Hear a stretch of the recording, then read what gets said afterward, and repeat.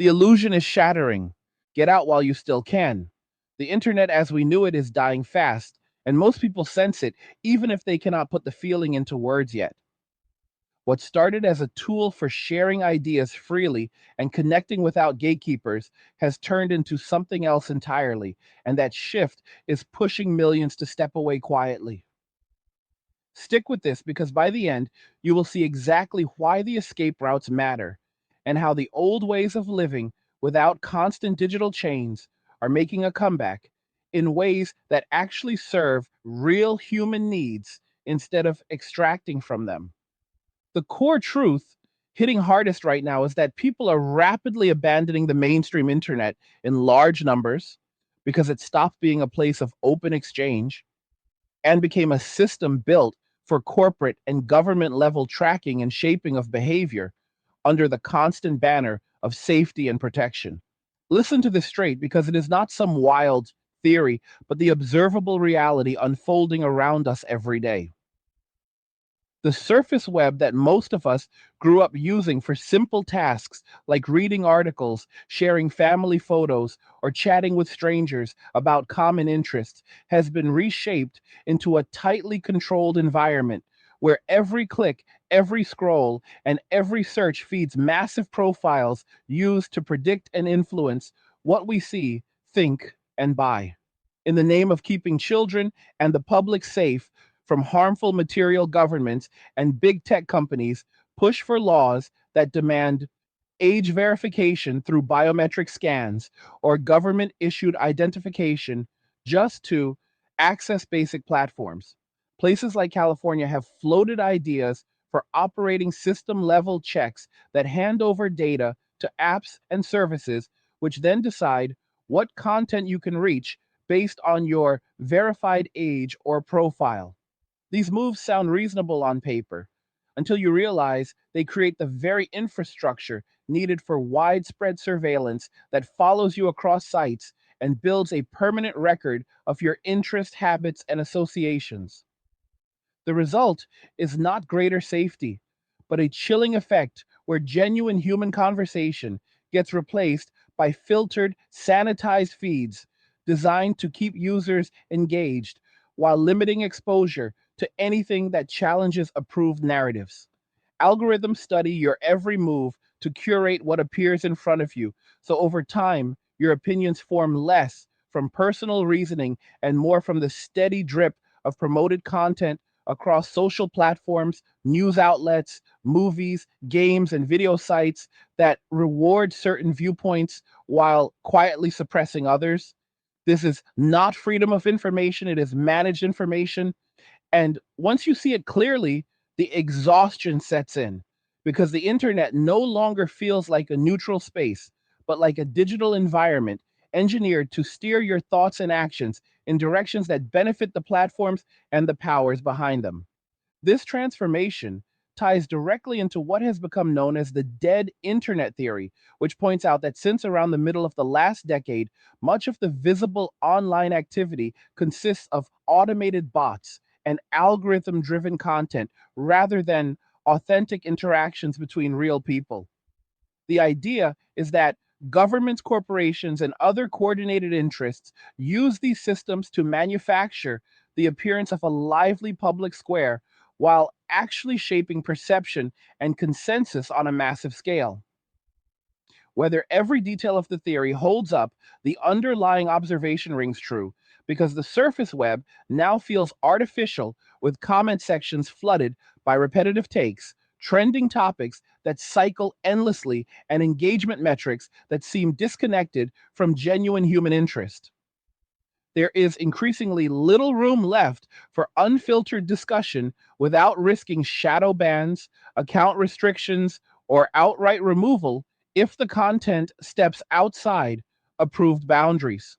That loss of real freedom creates the illusion of choice, while the actual experience narrows down to echo chambers or rage cycles that keep users hooked but leave them drained and distrustful.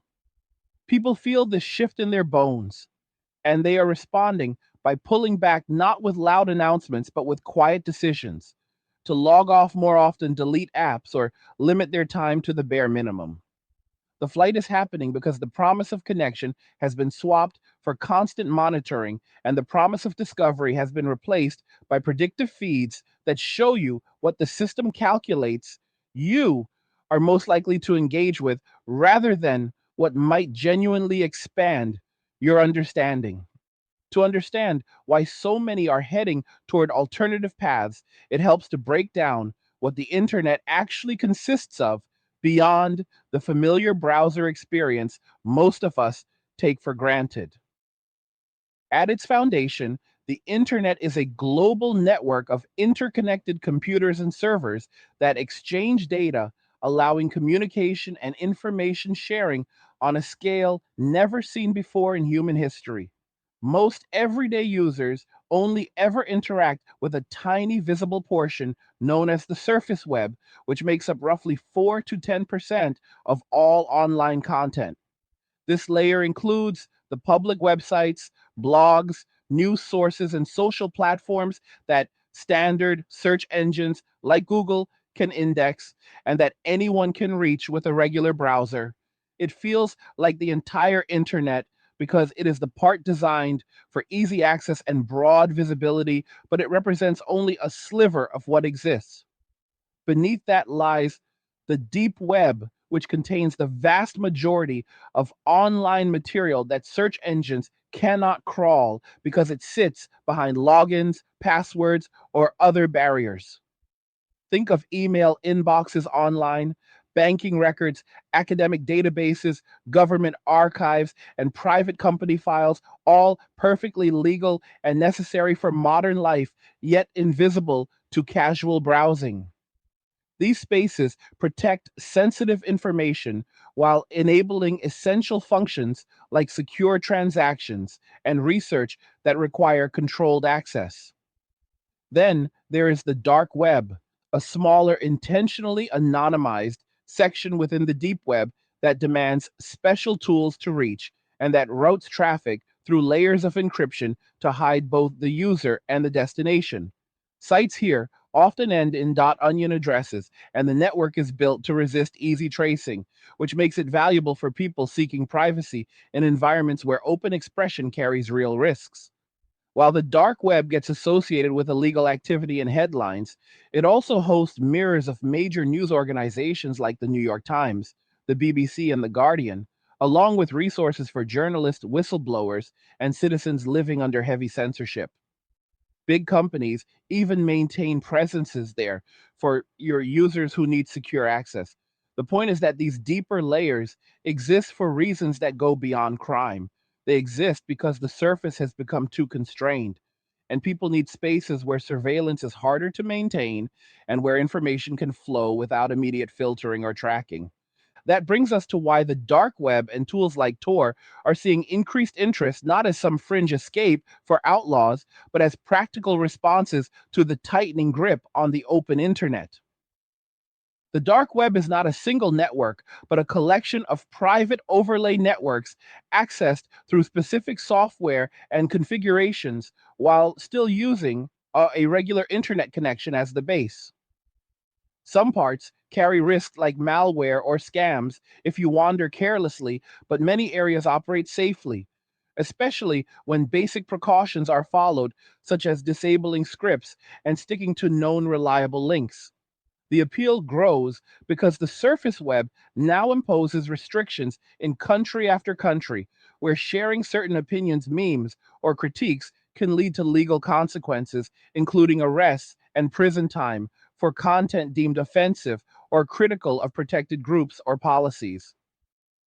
In places like England, authorities have pursued cases involving online speech that would have been considered normal debate just a few years ago, showing how quickly the boundaries shift when platforms and governments collaborate on enforcement. The dark web restores some of that original internet spirit by allowing users to bypass heavy handed content moderation and to communicate without every message being scanned, stored, and analyzed by corporate servers.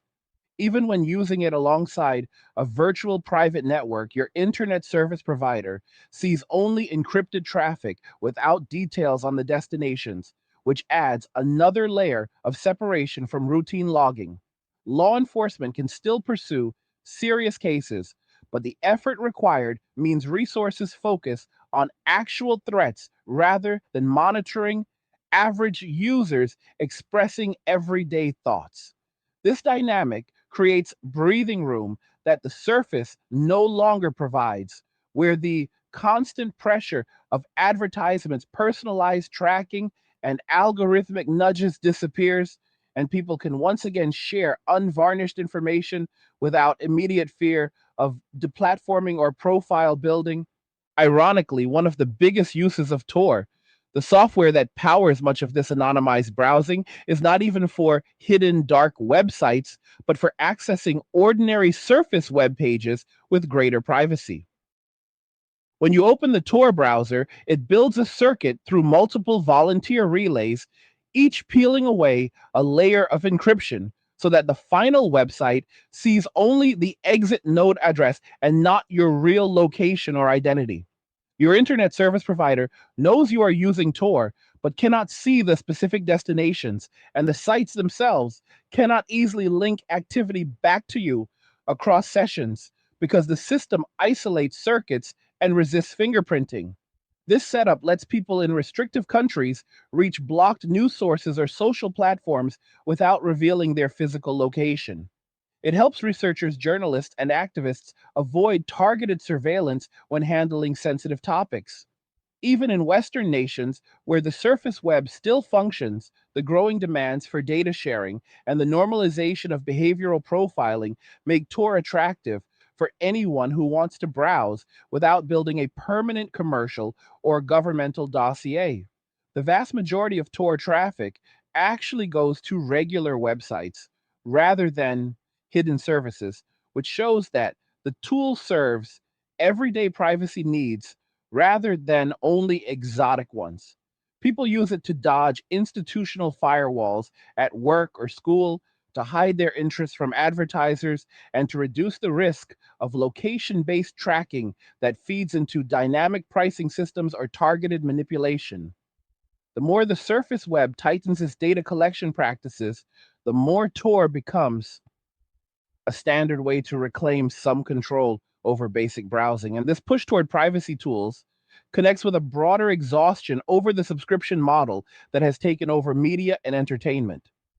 What once seemed convenient now reveals itself as a long term trap where you pay repeatedly for access to content you never truly own and that can vanish or change at any moment. Consider a service like Game Pass that charges around $30 monthly, which adds up to nearly $400 in a single year, 800 over 2 years, and close to 1600 over 4 years, all for the right to play games that disappear the moment you stop paying. The same pattern repeats with music streaming at roughly $13 per month, totaling hundreds over a few years for tracks you cannot keep or transfer freely. These platforms destroy older markets for physical ownership, then lock users into recurring payments, while algorithms decide what appears in your recommendations, shaping tastes and moods in subtle ways that accumulate over time. The initial low prices and vast libraries lure people in. But once the competition fades, the costs rise, the quality dips, and the control tightens. This is the pattern known as the degradation of services, where convenience first undermines traditional options, then extracts more value while delivering less in return. The same logic appears in ride sharing apps that began with low fares subsidized by investors to undercut existing taxi services, only to raise prices later, introduce subscription tiers, and use real time data to charge based on what algorithms predict a particular user will tolerate.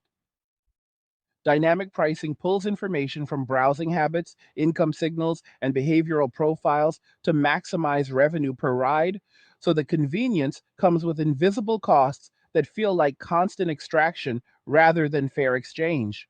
People notice these shifts and they respond by calculating the true long term expense, realizing that owning a physical copy of a movie or album for a few dollars often beats streaming the same title multiple times over years, especially when connection issues or quality compression interfere. Physical media delivers a tangible advantage that streaming cannot match because of basic technical realities. A disk holds far more data per second of playback, allowing higher bit rates that preserve detail and depth lost when video or audio gets compressed for transmission over networks.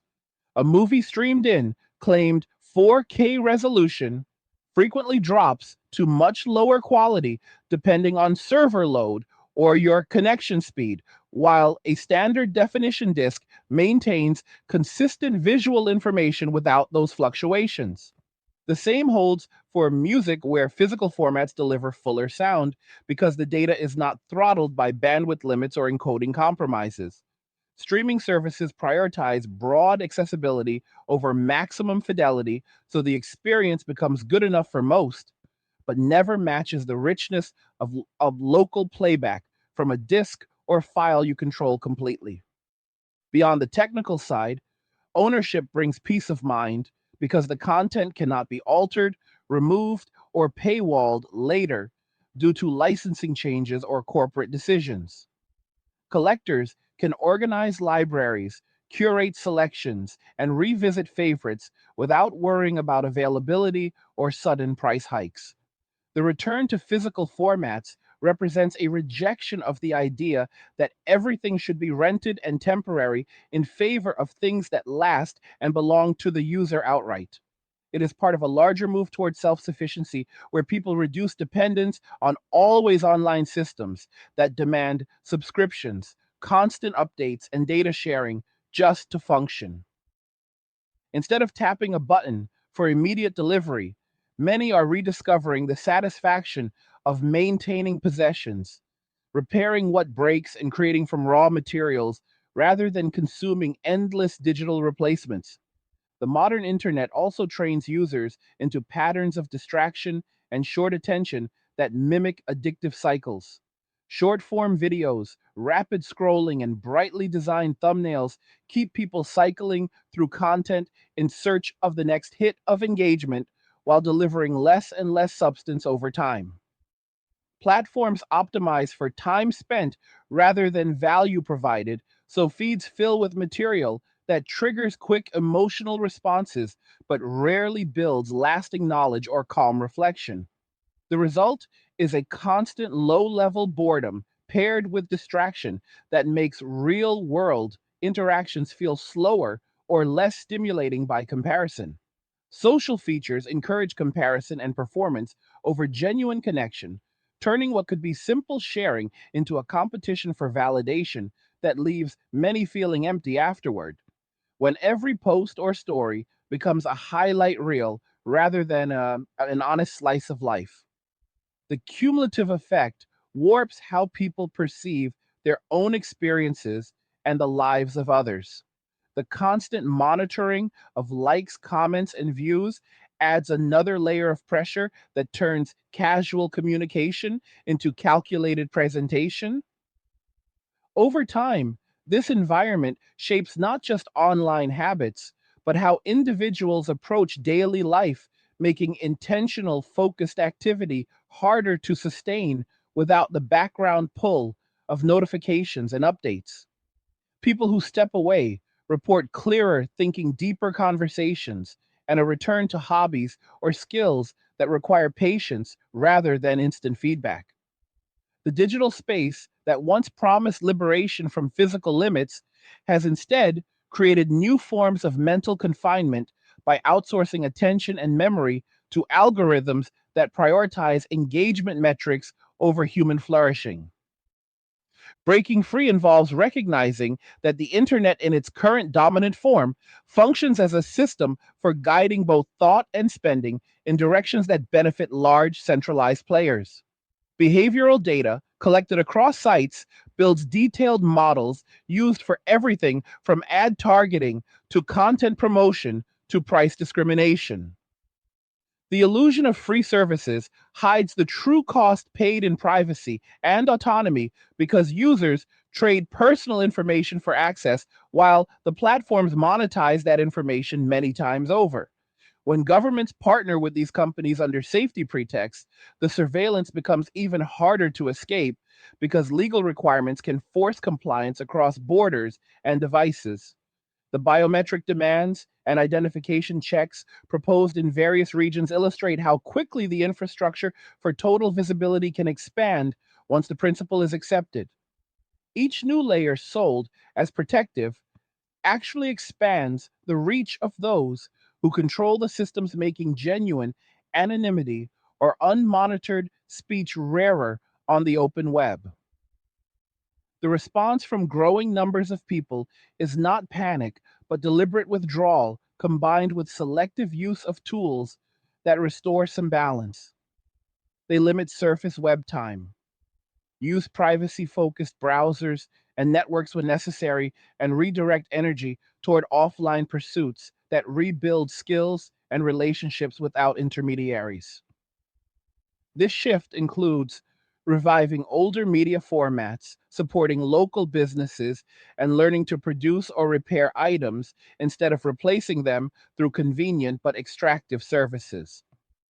The pattern is one of reclaiming agency by saying no to models that treat individuals as perpetual data sources or revenue streams, and yes to approaches that emphasize ownership, durability, and direct experience.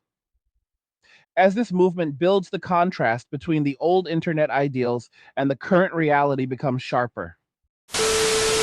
Society, the economy, and financial institutions are all on the brink of collapse. Men are waking up and walking away. If you're done with the failing system, check out the Men Walking Away community. Connect with like minded men who are learning how to fully decentralize from modern tech, medicine, food, housing, finance, and society itself. Thrive while others struggle to survive. The link is in the description below. Go check it out now. The early vision emphasized open protocols, decentralized participation, and minimal barriers to entry, allowing creators and thinkers from anywhere to reach audiences without corporate approval. That openness enabled rapid innovation and cultural exchange, but it also left the space vulnerable to capture by entities that scaled faster and consolidated control through network effects and data advantages. Once dominance was established, the incentives changed from growth through value to growth through retention and monetization, which meant prioritizing addictive design over utility and compliance over neutrality. Content rules evolved to favor certain perspectives, while technical changes like algorithm tweaks influence visibility in ways that were hard for average users to detect or counter. The dead internet feeling arises partly from this because authentic voices get drowned out or disincentivized, while automated or heavily optimized material fills the gaps to maintain the appearance of activity. People sense the hollowness even when they cannot trace every mechanism, and they respond by reducing participation, which in turn makes the remaining content feel even more manufactured. The cycle reinforces itself until the cost in time, attention, and mental energy outweighs any remaining benefits for many users. Those who leave do not disappear entirely, but they become more intentional about when and how they engage, often treating the internet as a specific tool rather than an always present environment. They touch grass literally and figuratively by investing in face to face interactions, physical projects, and unmediated hobbies that restore a sense of competence and presence missing from screen dominated routines. The move away from constant connectivity also highlights how the subscription economy extends beyond media into almost every domain.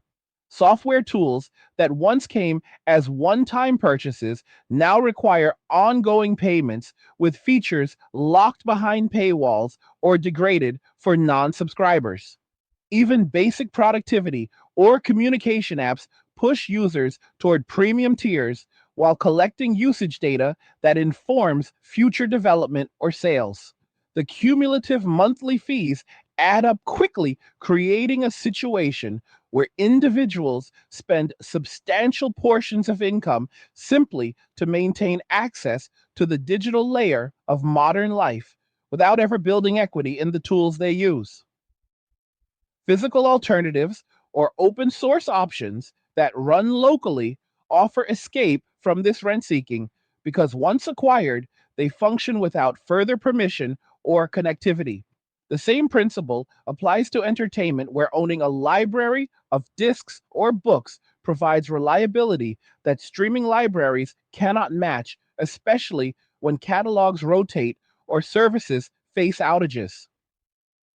The physics of local storage versus network delivery ensures that quality remains consistent and under user control rather than subject to distant servers and variable conditions.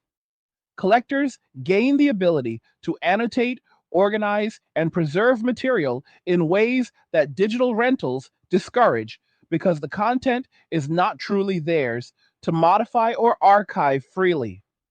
This ownership mindset extends to broader self reliance, where people learn basic repairs, grow portions of their food, or create custom items instead of relying on just in time delivery systems that track every preference and adjust prices accordingly. The internet enabled many conveniences, but at the expense of resilience, and the current backlash reflects a desire to restore that balance by reducing dependence on fragile, always online infrastructures. People are also waking up to the way constant digital stimulation affects mood focus and social bonds. The brain adapts to rapid context switching and variable rewards, which makes sustained attention on single tasks feel unrewarding by comparison. Notifications and infinite feeds exploit this tendency, keeping users in a loop of checking and refreshing, even when the content adds little value. Over months and years, the habit erodes the capacity for deep reading, extended conversation, or quiet reflection because the mind has been trained to expect the next hit of novelty. Real world interactions suffer when people bring that fragmented attention into conversations or activities that require presence. Families and friends report less meaningful time together when devices mediate or interrupt every moment. The solution for many involves setting firm boundaries around device use, reclaiming evenings and weekends for unplugged activities, and rediscovering the slower pace of analog pursuits, like reading physical books, playing board games, or working with hands on projects. These changes do not require total rejection of technology, but rather a conscious hierarchy where tools serve human purposes instead of dictating them. When the internet becomes optional rather than obligatory, its influence diminishes, and individuals regain the mental space needed to evaluate information on its merits rather than its algorithmic prominence. This shift in control is sobering because it reveals how much of daily thought and behavior had been outsourced to systems designed by others with different priorities. Taking it back feels both liberating and overdue because the alternative is continued drift toward a life where choices are subtly preselected and experiences are filtered through corporate lenses.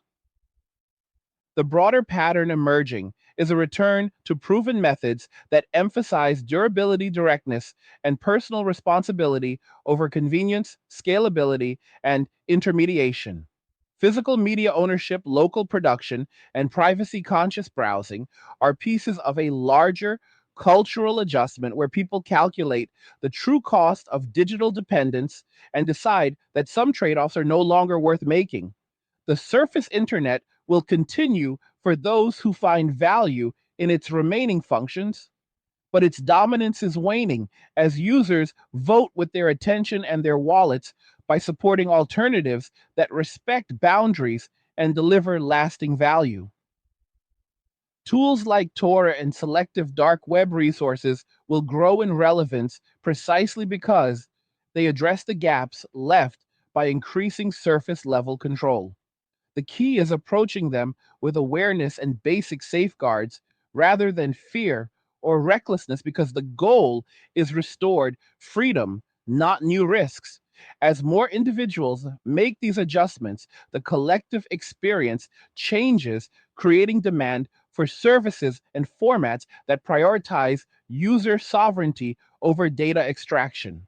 The internet is not vanishing, but it is fragmenting and maturing in ways that force a reckoning with what we traded away in exchange for speed and connectivity. Recognizing that trade off clearly allows for deliberate choices that rebuild what was lost without pretending the old centralized model can be fixed from within. The path forward involves blending the best of digital capability with the proven strengths of analog resilience so that technology enhances life rather than reshaping it into a perpetual revenue and surveillance engine. The shift toward physical media is not some fleeting nostalgia trip, but a direct reaction to the way digital platforms have turned entertainment into an endless rental agreement that leaves users with nothing solid to hold on to once the payments stop or the licenses change. When you buy a disc or a record, you possess the actual content in a form that cannot be altered, remotely edited for modern sensitivities, or pulled from availability because a corporation decided the rights expired. Streaming services, on the other hand, operate on temporary access that depends on ongoing subscriptions, server stability, and ever shifting licensing deals, which means entire libraries can shrink or disappear without warning. This creates a subtle but persistent unease because your media collection exists at the mercy of distant decisions rather than sitting on a shelf ready whenever you want it.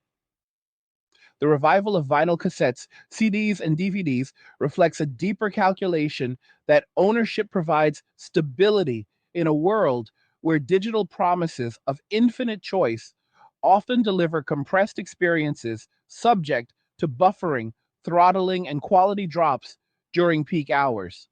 Physical copy maintains its full bit depth and sampling rate without the compromises needed to stream data efficiently across networks, so the listening or viewing experience stays consistent and rich in detail. So people who have returned to these formats talk about rediscovering the ritual of selecting an album, flipping it over, or inserting a disc, which forces a level of intentionality missing from endless autoplay cues that keep feeding the next suggestion before the current one even ends. This move back to tangible formats pairs naturally with the growing awareness that constant connectivity extracts more than it gives in terms of mental bandwidth and genuine leisure. Experiments where individuals deliberately step away from algorithmic feeds for weeks or months reveal how much time and emotional energy gets siphoned into passive scrolling that rarely leaves a lasting positive imprint. What begins as a quick check for messages or updates easily stretches into half an hour or more of unrelated videos and posts because the platforms are engineered with variable rewards that mirror the mechanics used in gambling to hold attention. Users may claim they want calmer, simpler content, yet their actual behavior shows repeated engagement with the very formats designed to provoke quick reactions or endless consumption. The gap between what people say they prefer and what they actually spend time on highlights how these systems have rewired habits in ways that feel normal until the spell breaks through deliberate disconnection. After such breaks, many report sharper focus, stronger real world relationships, and a renewed ability to enjoy longer form material without the itch to switch tabs or swipe for something fresher. The exhaustion from online noise accumulates because so much of it blends into repetitive cycles of outrage, bait recycled opinions, and performative highlights that offer the illusion of community while delivering mostly interference that clouds clear thinking. The online environment has grown meaner and more reactive in ways that drain participants even when they try to stay neutral. Comment sections and reply chains frequently devolve into personal attacks, body critiques, or assumptions about motives that add nothing constructive but generate engagement through conflict. This disinhibition happens because the screen creates distance that reduces immediate social consequences, allowing words to fly that would rarely be spoken face to face. Platforms amplify the loudest or most emotionally charged contributions because those drive metrics, while quieter measured perspectives sink lower in visibility. The result is a feedback loop where creators feel pressure to match the energy or risk fading into obscurity, and users learn to brace for negativity even on seemingly benign topics. Over time, this atmosphere makes participation feel laborious rather than enjoyable because every post or video carries the potential for misinterpretation pile-ons or irrelevant whataboutism that derails honest discussion. People step back not because they dislike connection, but because the dominant tone to online has shifted toward constant vigilance against the next wave of judgment or manufactured controversy. Choosing to limit exposure becomes an act of self preservation that frees up energy for pursuits where nuance and good faith still operate as defaults rather than exceptions. Surveillance through everyday devices adds another layer of discomfort that pushes thoughtful users toward tools offering better separation from tracking. Phones, cameras, and connected gadgets have normalized the idea that public or even private moments can be recorded and shared without consent, turning ordinary settings into potential stages for content creation by strangers. The ease of capturing and uploading footage means gossip speculation or out of context clips can spread rapidly, reaching audiences far beyond the original situation. This constant possibility of being watched or snitched on erodes the casual freedom that once defined casual interactions because individuals start self censoring to avoid becoming unintended background material, or targets of online scrutiny. When combined with the data collection practices of major platforms, the overall feeling is one of living in a semi transparent environment where behaviors get logged, profiled, and potentially used for purposes ranging from advertising to more targeted influence. Privacy conscious approaches that route traffic through anonymizing networks address this by breaking easy links between identity location and activity, making casual browsing less of a data donation exercise. The goal is not total invisibility, but restoring a reasonable boundary where everyday digital actions do not automatically feed comprehensive dossiers that follow users across contexts. The broader cultural move away from always online life includes a reevaluation of how platforms have homogenized expression and reduced space for genuine individuality. Feeds often reward conformity to trending aesthetic styles or talking points, so users chasing visibility start mirroring successful patterns rather than developing distinct voices or appearances. This creates a visual and verbal sameness where personal quirks get smoothed over in favor of formulas proven to attract engagement. Mental health takes a hit when constant comparison to curated versions of success or beauty becomes the background noise of daily scrolling because the presented ideals rarely match the full reality of anyone's lived experience.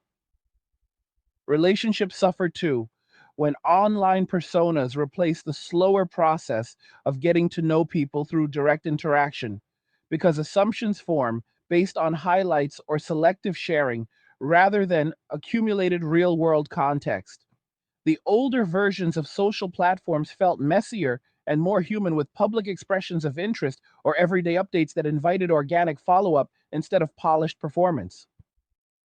As features multiplied and algorithms took stronger control, the experience shifted toward monitoring and competition, which left many feeling observed but not truly connected.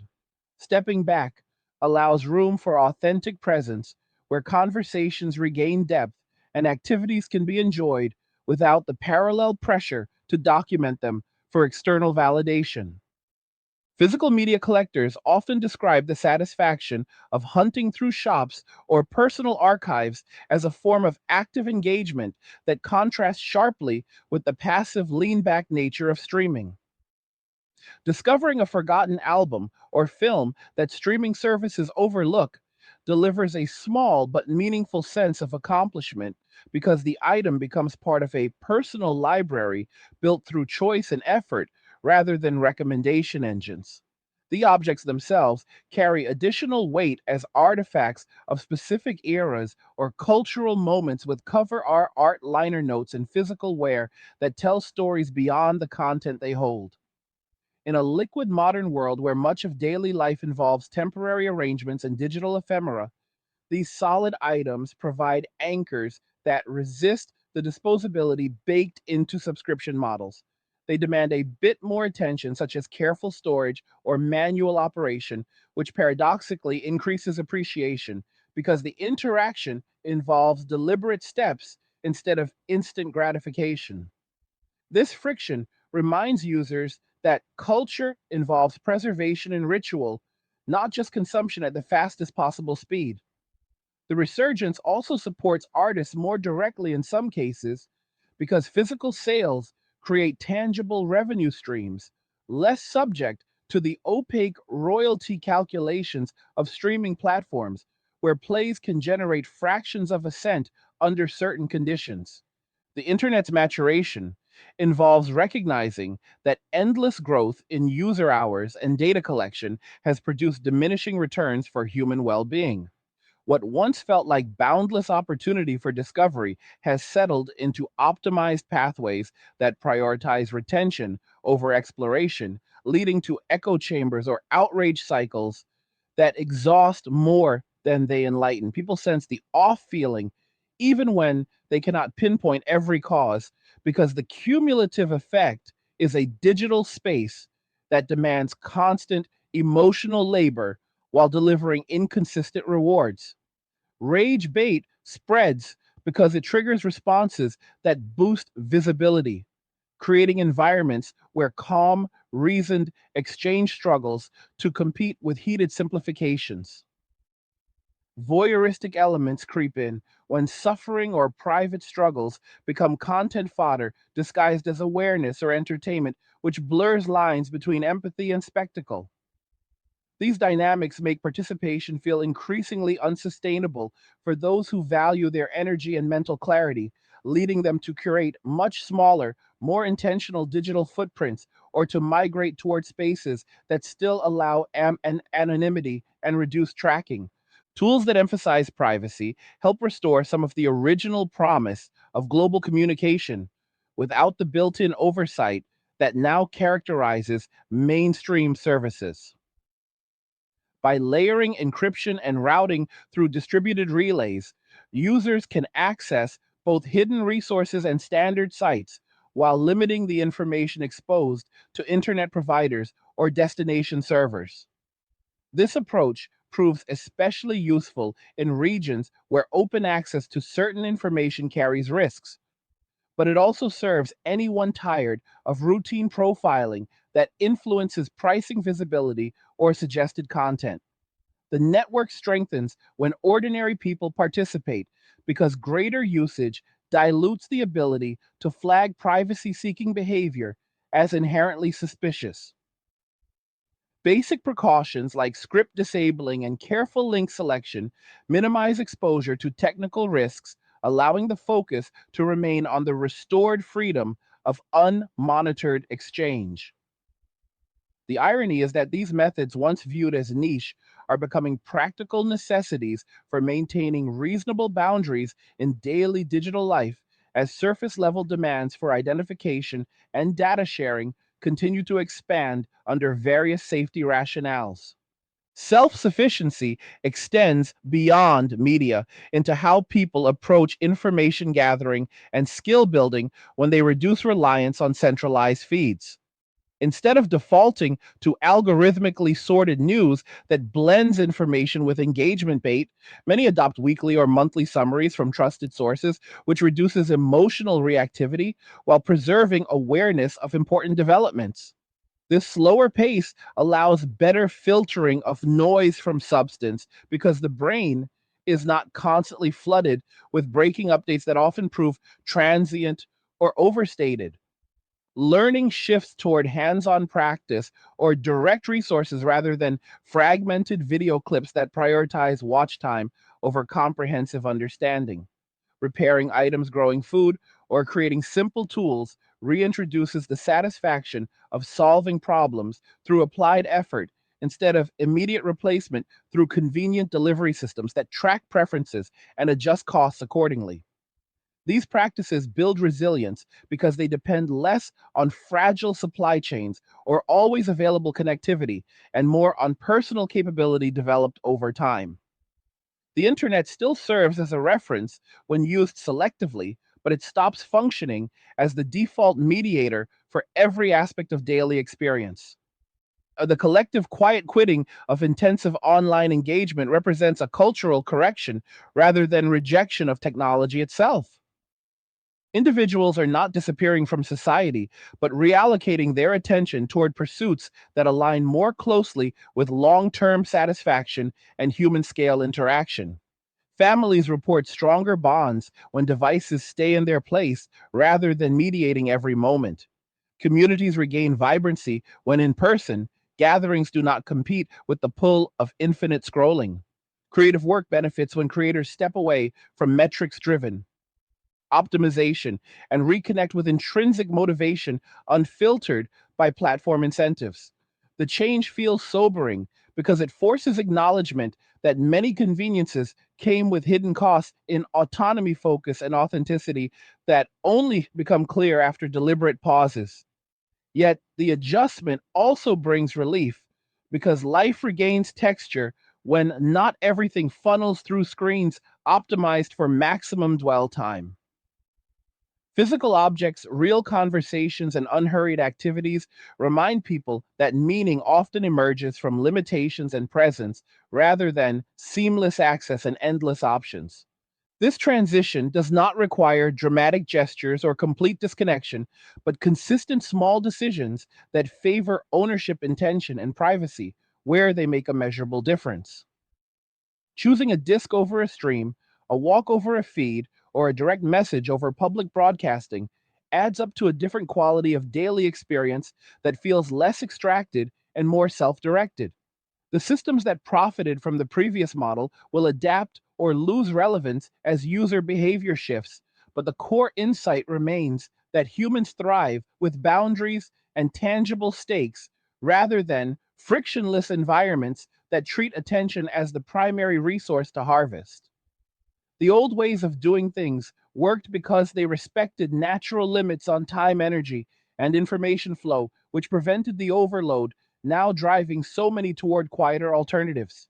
Reclaiming those limits does not mean turning back the clock, but integrating the best of digital capability with the proven strengths of analog reality so that technology supports rather than supplants human flourishing. People who make these adjustments often describe a return to clearer thinking, deeper rest, and more satisfying accomplishments because the mind is no longer fragmented across competing digital demands. The pattern of walking away from overdependence on the modern internet reflects a broader awakening to the difference between tools that serve and systems that shape. When platforms cross into constant behavioral influence through design surveillance and economic pressure, the rational response is to reassert control by limiting exposure and diversifying reliance.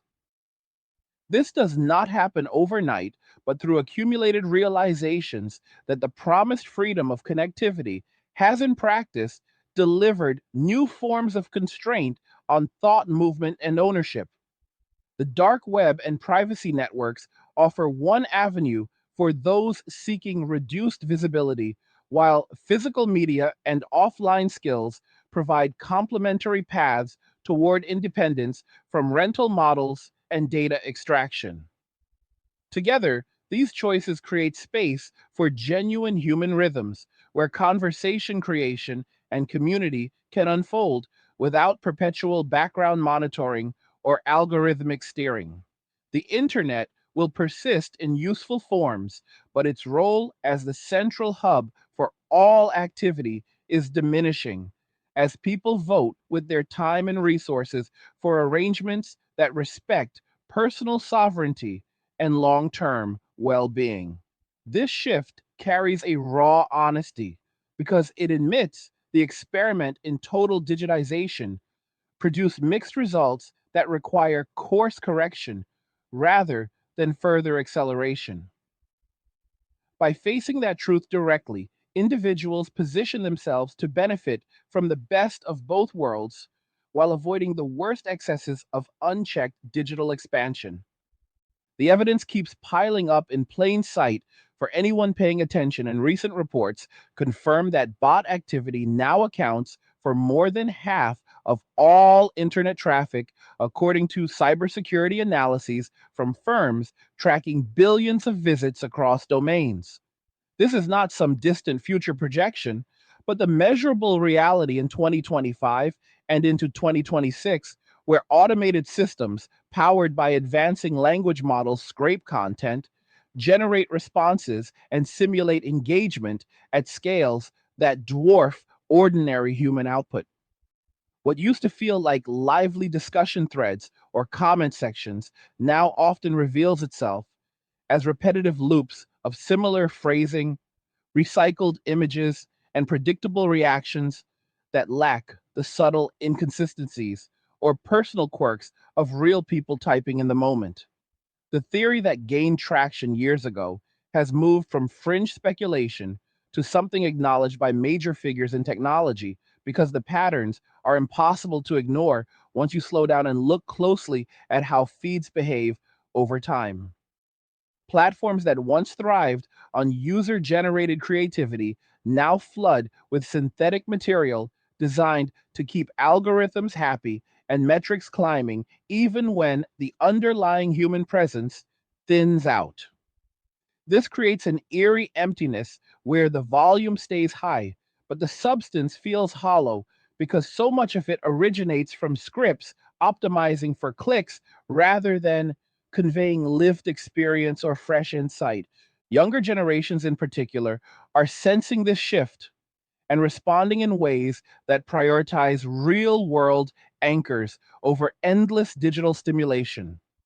Reports from 2026 highlight a quiet revolution where individuals swap constant scrolling for lunch dates with friends, vinyl record shopping, and even simpler brick style phones that limit functionality to calls and texts without the pull of infinite feeds. This is not rebellion for its own sake, but a calculated step toward preserving attention and mental space in an environment that has grown adept at stealing both. Vinyl sales have seen renewed strength driven by people who want the physical act of placing a needle and committing to an album side rather than skipping through algorithm suggested tracks that never quite satisfy the same way. The tactile element combined with the decision to own something outright brings a satisfaction that rental style streaming cannot replicate because the commitment forces presence and appreciation. Instead of background consumption, flip phones and limited devices serve as deliberate barriers against the habit of opening an app for one quick check, only to emerge an hour later wondering where the time went and why the mood feels heavier. These choices reflect a straightforward recognition that constant connectivity has costs that accumulate quietly until life feels mediated through screens rather than lived directly. The performative pressure on mainstream platforms has reached a point where even casual activities get filtered through the lens of how they will appear to distant observers, which drains the joy out of simple experiences. People describe posting meals, outings, or everyday moments less for sharing and more for maintaining an image that aligns with expected aesthetics or success signals, leading to a cycle where real life starts revolving around content creation instead of the other way around. This inauthenticity builds resentment because interactions lose spontaneity when everyone assumes an audience is watching and judging. Monitoring becomes normalized, where accounts get viewed repeatedly without engagement, creating a creepy sense of being observed by invisible eyes that never reveal their intentions. The old chaotic version of social sites allowed for messier, more human exchanges with public displays of interest or unpolished updates. But the polished, professionalized feeds of today demand high production values, even for mundane topics, which pushes many toward opting out entirely. When the default mode turns competitive and highlight focused, genuine connection suffers because curiosity gets replaced by preconceived notions formed from curated profiles rather than gradual discovery through shared time. Mental health impacts compound when these platforms train users to seek validation through metrics that fluctuate based on opaque rules and fleeting trends. Constant exposure to edited versions of other lives fosters comparison that rarely accounts for the full context behind the images or stories, leading to unnecessary pressure to measure up in appearance, achievements, or lifestyle. Attention spans shorten as the design encourages rapid switching between short bursts of material that rarely require sustained focus or deep processing. This fragmentation carries over into offline hours, making it harder to settle into books, conversations, or projects that demand continuity. The dopamine loop from variable rewards keeps people returning despite the aftertaste of dissatisfaction because the system is built to exploit natural tendencies toward novelty and social approval. Breaking the cycle requires intentional boundaries such as scheduled checks or complete removal of certain apps, which many report leads to immediate improvements in mood clarity and energy levels once the background hum of notifications and unseen judgment fades. The relief comes from realizing how much mental real estate had been occupied by maintaining an online persona that served little purpose beyond feeding the platform's engagement machine. Tor usage statistics show steady daily numbers in the millions, with fluctuations that reflect global events and growing interest in privacy tools, even as some regions experience surges or drops due to external pressures. The network handles both access to restricted surface content and deeper anonymized resources, providing a practical way for individuals to browse without handing over location data or building detailed behavioral profiles for advertisers and authorities. In countries with heavy content restrictions or during periods of unrest, the tool allows connection to outside information sources without immediate tracing, which explains its persistence among journalists, activists, and ordinary citizens seeking unfiltered perspectives. Even in more open societies, the appeal lies in reducing the routine tracking that follows standard browsing, where every visit contributes to commercial dossiers used for pricing, targeting, or influence. The system works by distributing traffic across volunteer relays, so no single point knows both the origin and destination, which adds meaningful friction against casual surveillance. Basic safeguards like avoiding scripts and verifying links keep risk manageable, allowing focus on the restored agency rather than constant worry about exposure. The subscription fatigue extends into news consumption, where daily headlines often function more like emotional bait than reliable information, leaving readers drained by manufactured drama that resolves with little lasting consequence. Following every twist in corporate or political stories creates a false sense of urgency because the coverage cycles through outrage phases that rarely translate to actionable understanding or changed outcomes. A weekly or monthly overview frequently captures the same essential developments without the psychological toll of being pulled into every update as if personal stakes were involved. This pattern mirrors other digital habits where the promise of staying informed masks a reality of overstimulation that clouds judgment and increases anxiety without improving decision making. Stepping back to curated sources or direct research restores balance because attention returns to topics that matter personally rather than whatever the current algorithmic wave amplifies for maximum reaction. The shift feels sobering once you calculate the hours spent absorbing noise that evaporates quickly compared to time invested in skills relationships or tangible projects that build cumulative value over years. Self-directed learning gains ground when individuals move away from fragmented video recommendations toward resources that reward patience and methodical progress. Hands-on practice with repairs, cooking or crafting reintroduces the feedback loop of trial, error, and mastery that screens often bypass with instant tutorials that skip the satisfying struggle of figuring things out. Libraries, physical workshops, and local groups provide spaces where knowledge transfers through demonstration and conversation rather than polished presentations optimized for watch time.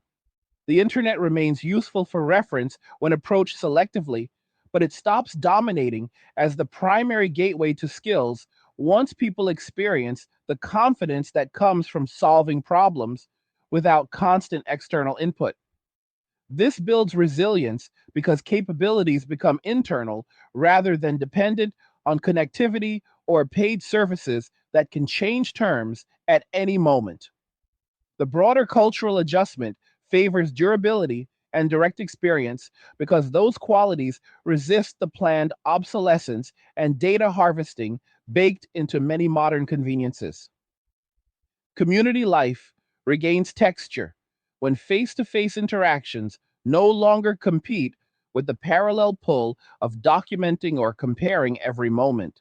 Shared meals, walks, or hobby gatherings allow for the natural ebb and flow of conversation where silences and tangents contribute to connection rather than being edited out for better content flow. The absence of preconceived online images means people meet each other with fresher curiosity instead of assumptions formed from selective sharing. Entitlement around constant availability decreases because updates no longer substitute for actual presence, which encourages showing up and investing time in ways that strengthen bonds. Overconsumption habits tied to visual inspiration from feeds lose some power when daily life focuses on what is immediately around rather than distant ideals that drive unnecessary purchases or dissatisfaction with current circumstances. The result is a calmer baseline where joy comes from participation itself instead of the secondary validation of how that participation appears to others. The economic side of digital dependence reveals itself clearly when individuals tally the recurring costs of access across multiple services and realize how much flows out without building equity or lasting ownership. Physical alternatives often prove cheaper over time, especially when factoring in quality consistency and the freedom from price adjustments based on profiled behavior. Dynamic systems that charge differently according to inferred willingness extract value in ways that feel unfair once recognized because they turn routine transactions into personalized negotiations favoring the seller. Rejecting that model by choosing fixed price tangible goods restores straightforward exchange where both parties understand the terms without hidden data layers influencing the outcome. This principle applies across domains from entertainment to tools because ownership encourages maintenance and appreciation, while rentals promote disposability and repeated payments for the same benefit. Creativity flourishes in environments with fewer external metrics because the focus shifts from audience capture to personal expression and problem solving. When the pressure to perform for algorithms or imagined viewers eases, creators experiment more freely with formats that may not fit trending templates but resonate on deeper levels. Writing, drawing, or building without the immediate feedback of likes or comments allows ideas to develop fully before exposure, which often yields stronger finished work. The older internet supported this through smaller communities and slower pacing, where niche interests could find audiences without competing against optimized mass appeal content. Reclaiming similar space, even if through limited digital use or offline circles, preserves the human element that gets flattened when every output gets judged by engagement potential.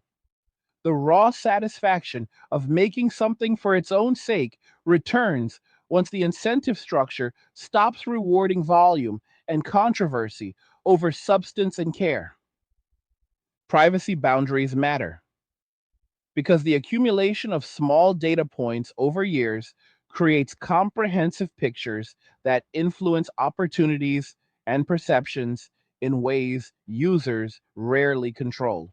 Location history search patterns, and interaction logs feed systems that categorize individuals into segments used for everything from advertising to risk assessment by various institutions. Reducing the flow of that information through selective tools or deliberate limits prevents the formation of overly detailed profiles that can be accessed or shared beyond original intent. The goal is reasonable separation rather than absolute secrecy because everyday life still requires some connectivity, but not the total transparency that current defaults demand.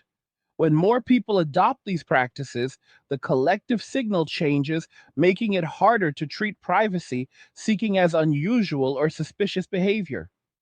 The network effects work both ways, so increased normal use of anonymizing methods strengthens the infrastructure for those who need it most while benefiting casual users through reduced targeting. The maturation of online spaces involves accepting that unlimited scale brought trade offs in quality and humanity that require active management rather than passive acceptance. Early optimism about democratizing information gave way to recognition that without deliberate choices, the incentives favor quantity, speed, and retention over depth, accuracy, and well being. Users who adjust their habits contribute to a different equilibrium where authentic material has room to surface because the background noise of synthetic or performative content loses some dominance. This does not mean the internet vanishes, but that its role evolves into a more contained tool rather than the default environment for thought, social life, and commerce. The quiet exodus happening now reflects individuals doing the math on time, energy, and mental health and deciding that boundaries serve them better than constant immersion. The change carries intensity because it challenges the narrative of endless progress through digitization. Yet it also brings straightforward relief when life regains proportions that fit human rhythms instead of platform metrics. Physical collections, whether books, records, or tools, serve as visible reminders of choices made with intention, which contrasts with the invisible nature of digital libraries that exist only as long as subscriptions continue. The act of organizing shelves or maintaining items reinforces a sense of stewardship and continuity that fleeting streams rarely provide. In an age of rapid change, these anchors help ground identity and memory because they tie experiences to objects that persist through different life stages. The revival speaks to a desire for permanence in areas where digital formats emphasize ephemerality and controlled access. Collectors often discover unexpected connections between items that algorithms might not surface because personal curation follows intuitive threads rather than predicted engagement. This process builds knowledge and taste organically through repeated exposure and reflection instead of one time consumption driven by recommendations. Social dynamics improve when the default assumption of being watched or rated recedes, allowing vulnerability and ordinary moments to exist without performance pressure. Friendships deepen through unrecorded conversations where the focus stays on mutual understanding rather than capturing content for later sharing. Romantic connections benefit from reduced background monitoring of each other's online activity, which eliminates unnecessary jealousy or comparison based on visible metrics. Curiosity returns because details emerge gradually through interaction instead of being front loaded through profiles that encourage snap judgments. The shift away from entitlement around instant updates encourages appreciation for presence because time together becomes a deliberate choice rather than a background expectation fulfilled through stories or posts. These adjustments require some initial discomfort as habits rewire, but the payoff appears in richer relationships that withstand the test of real world complexity rather than curated highlights. The broader societal pattern points toward integration rather than total rejection, where technology serves specific purposes without colonizing every hour or decision. Selective use combined with strong offline foundations creates resilience because capabilities and connections do not depend solely on networks that can fluctuate due to policy, corporate changes, or technical issues. Education systems and workplaces may eventually adapt by valuing demonstrated skills and direct communication over polished digital portfolios that blend authentic and assisted material. The emphasis on clarity and calm over volume and reaction favors voices and practices that prioritize substance, which in turn raises the overall standard for what counts as meaningful contribution. This evolution feels like a necessary correction because the unchecked expansion of digital mediation produced fatigue and disconnection that demanded response once the cost became impossible to ignore. As more individuals make these deliberate moves, the culture around technology shifts from assumed constant engagement to thoughtful application. The internet retains value for research communication and specialized resources, but loses its status as the central arena for identity validation and daily stimulation. People report greater life satisfaction when attention returns to immediate surroundings, relationships, and personal growth because those domains offer feedback that aligns with long term human needs rather than short term platform goals. The raw truth is that many conveniences came with subtle erosions of autonomy that only became clear after pauses allowed perspective to return. Facing that directly without exaggeration or denial allows practical adjustments that preserve benefits while mitigating harms. The path forward blends the strengths of both analog and digital worlds by keeping the former as the foundation and the latter as a selective enhancement rather than the default operating system for existence. The numbers do not lie, and recent cybersecurity reports confirm that bot activity crossed a critical threshold with 51% of global internet traffic now generated by automated systems rather than actual human users for the first time in recent history. This marks the moment when machines talking to machines outpace real people engaging with content, and that shift explains the hollow feeling many describe when they open their feeds or scroll through comment sections. Security analyses from firms examining billions of visits show that automated traffic climbed steadily from around 47% a few years back to nearly 50%, and then tipped over the majority mark with artificial intelligence tools making it easier than ever to create scale and deploy these systems for scraping, generation, and amplification. On major platforms, the figures look even starker, with estimates suggesting a large portion of accounts operate through language models producing posts, replies, and engagement signals that mimic human behavior, but lack the genuine variability or context that comes from lived experience. Even prominent technology leaders who once dismissed the idea now acknowledge that the volume of automated accounts has grown noticeable enough to reshape the entire online landscape. And this admission comes from insiders who understand the infrastructure better than most. This dominance of synthetic activity creates an environment where genuine human voices struggle to stand out because the algorithms optimize for volume consistency and predicted engagement rather than originality or depth. Content that feels repetitive or oddly polished often traces back to generation tools trained on vast datasets that recycle patterns from earlier human output, creating a feedback loop where the internet increasingly echoes itself with diminishing returns on insight or surprise. The result is a public square that appears busy on the surface but delivers less authentic exchange over time because so much of the activity serves metrics or training purposes rather than conversation or discovery. People sense this emptiness even without diving into technical reports because the emotional tone of online spaces has shifted toward manufactured consensus or amplified outrage that does not match the quieter, more nuanced reality of everyday life.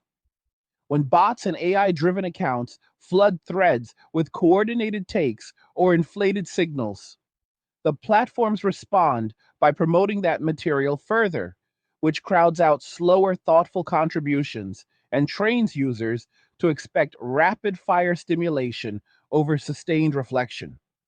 The exhaustion sets in because constant exposure to the synthetic layer drains cognitive resources without providing the reciprocal connection that human interaction normally offers. Discussions that once evolved through back and forth clarification now stall in loops of similar phrasing or stock responses that feel generated rather than considered. Trust erodes when creators or commentators appear to chase trends with high energy delivery, but deliver little substance, leaving audiences feeling manipulated rather than informed. The older chaotic version of the internet tolerated messiness and individuality because it ran primarily on unfiltered human input, but the current iteration rewards optimization, which smooths out quirks and favors formulas proven to retain attention, even if they leave participants feeling emptier afterwards. This maturation process is not collapse in the total sense, but a clear transition where the loudest elements lose their grip as more individuals opt for reduced participation and seek environments that still allow room for real agency. One practical response, gaining traction, involves deliberate experiments in stepping away from algorithmic recommendation systems entirely for extended periods.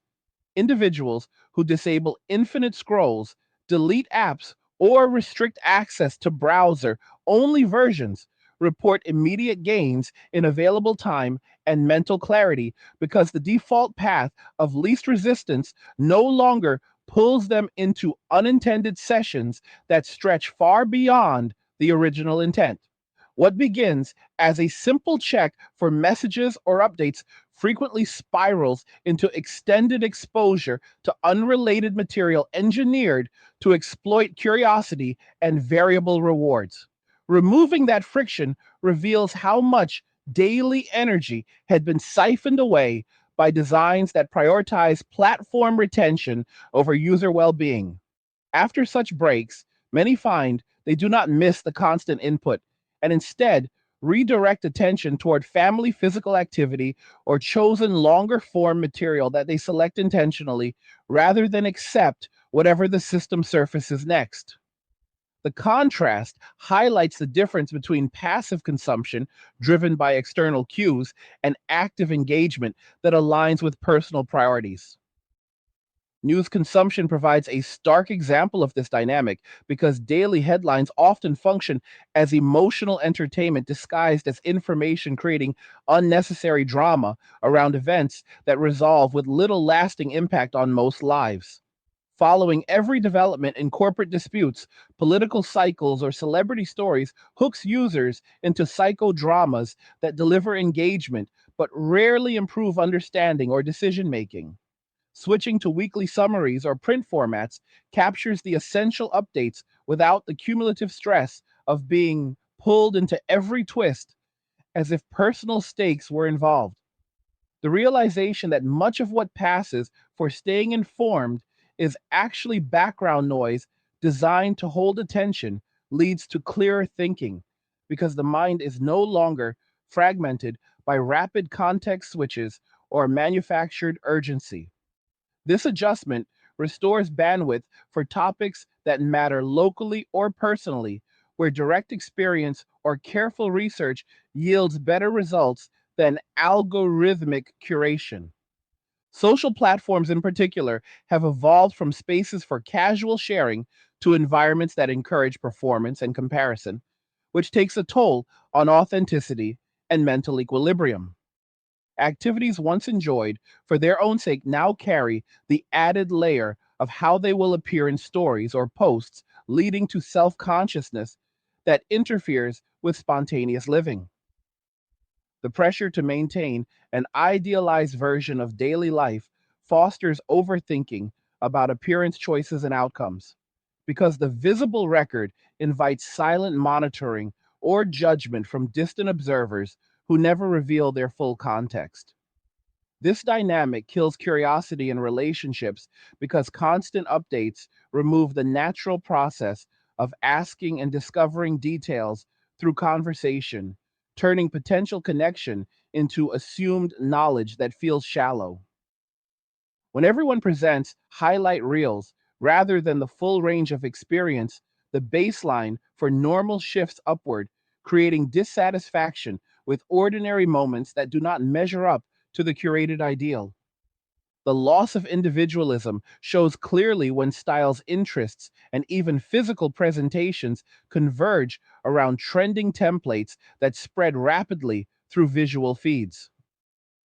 What starts as inspiration quickly becomes homogenization because algorithms reward conformity to patterns that have already proven effective at generating engagement.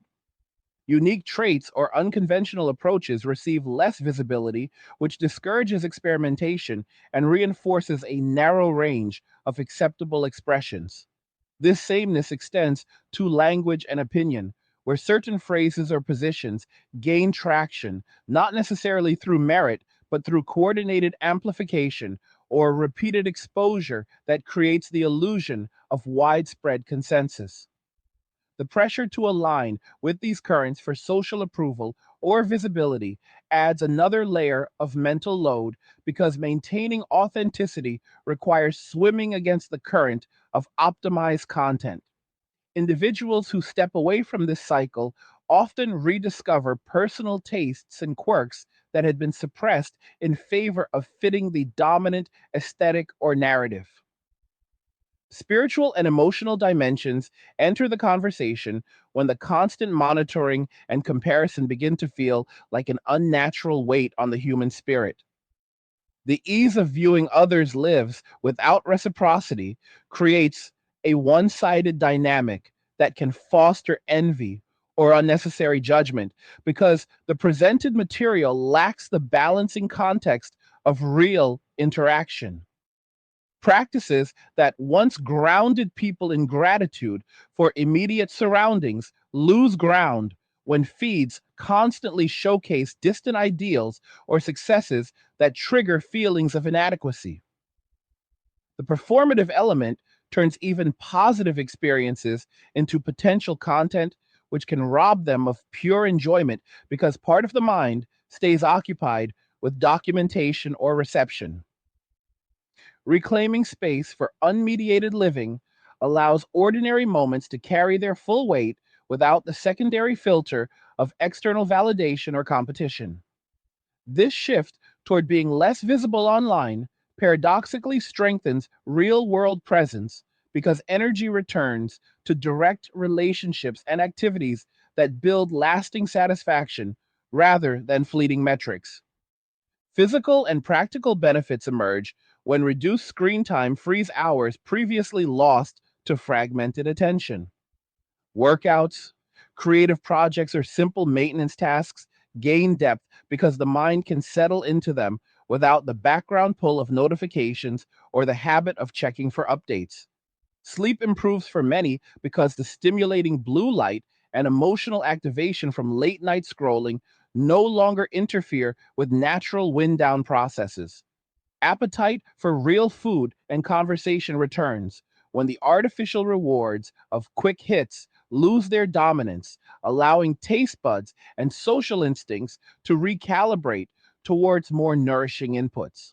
The body and mind remember how to operate at a human pace once the artificial acceleration of digital rhythms eases, and this recalibration feels like coming up for air after prolonged submersion. Tor network metrics show consistent daily usage in the range of 2.5 to 3 million users worldwide, with steady contributions from countries that value privacy or face varying levels of restriction. This figure reflects people who route their traffic through layered relays, not only for hidden services, but also for ordinary browsing, where the added protection against tracking and fingerprinting provides meaningful separation from routine data collection. The system distributes requests so that no single relay holds complete information about both source and destination, which creates practical friction against casual surveillance by providers or sites. In regions with content blocks or during periods of heightened tension, the tool enables access to outside perspectives without immediate exposure of location or identity. Even in environments with greater nominal openness, the growing normalization of behavioral profiling makes anonymized browsing attractive for anyone who wants to limit the permanent record attached to their digital footprint. The small percentage of Tor traffic that actually reaches hidden onion sites underscores that most usage serves privacy for surface web activities rather than exotic exploration. This pattern demonstrates that the demand for basic anonymity in everyday tasks has grown as surface platforms tighten data practices and governments expand identification requirements under various protective pretexts. Basic operational safeguards, such as script management and link verification, keep technical risk contained, allowing the focus to remain on restored control over personal information flow. Greater participation by ordinary users strengthens the overall network because it normalizes the tool and dilutes any signal that privacy seeking behavior is inherently suspicious. The infrastructure benefits from diversity of use, which makes it more robust for high stakes applications while serving the quieter needs of people who simply want to read, browse, or communicate without building comprehensive commercial profiles. Economic calculations reinforce the move toward ownership when individuals compare the long term costs of recurring access against one time purchases that deliver consistent quality without external dependencies. Subscriptions across entertainment, productivity, and communication tools accumulate into significant annual outflows while delivering temporary rights that can change or disappear based on licensing shifts or corporate strategy. Physical formats resist those variables because once acquired, they function independently of connectivity or policy updates, providing reliability that digital rentals cannot guarantee. The higher bit rates and full data preservation in local media deliver superior fidelity compared to compressed streams that must balance quality against bandwidth constraints and server loads. Collectors gain the freedom to organize, annotate, and preserve material according to personal logic rather than platform categories, which often prioritize engagement over user preference. Repair and creation habits build competence that counters the disposability encouraged by convenient replacement services. When something breaks, the default digital path leads to new orders tracked and priced according to profiled behavior, while the analog approach encourages learning fundamental skills that transfer across contexts. Gardening, basic woodworking, or simple electronics projects reintroduce the satisfaction of tangible progress where effort produces visible results that last beyond the session. These activities restore a sense of agency because outcomes depend on applied knowledge and persistence rather than external systems that can alter terms midway. The broader cultural adjustment favors resilience because capabilities developed internally withstand fluctuations in connectivity or service availability that can disrupt always online lifestyles. Community rhythms regain strength when in person gatherings no longer compete with the parallel demand to capture and share every detail for distant audiences. Shared experiences unfold with fuller presence because the focus stays on mutual participation rather than documentation or performance for unseen observers. Curiosity returns in conversations because details emerge organically instead of being pre revealed through constant updates, which removes the entitlement to know everything immediately and encourages active listening. The slower pace allows for the natural development of trust and understanding that screens often shortcut with superficial signals. Relationships built on direct interaction prove more durable because they incorporate the full range of human expression, including tone, body language, and shared context that digital mediation flattens or edits. The quiet cultural correction underway acknowledges that unlimited digital expansion produced genuine benefits alongside substantial trade offs in attention, autonomy, and authenticity. Users who adjust their habits contribute to a healthier equilibrium where technology serves as a selective tool rather than the default mediator for thought, social life, and commerce. The emphasis on clarity, calm, and substance over volume reaction and performance raises the bar for what constitutes meaningful online contribution while freeing offline spaces for unfiltered human rhythms.